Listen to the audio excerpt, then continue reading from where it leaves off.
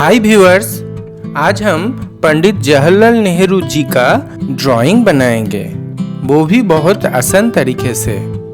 तो आपको क्या करना है, इस ड्राइंग का जो स्टेप बाय स्टेप है उसको फॉलो करते रहना है और कितने आसानी से ये ड्राइंग बन जाता है आप देखो और इसको घर पे ट्राई करो।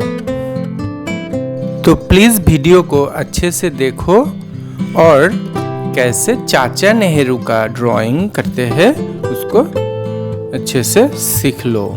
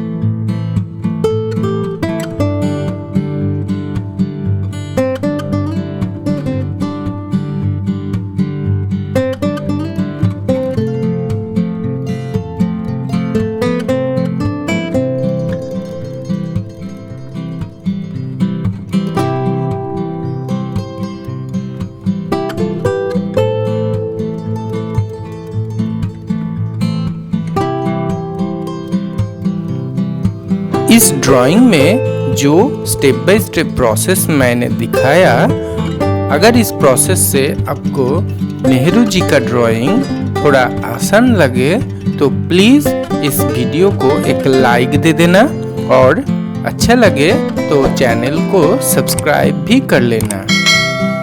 सब्सक्राइब करने से आपको ऐसे ही इंटरेस्टिंग वीडियो मिलते रहेंगे।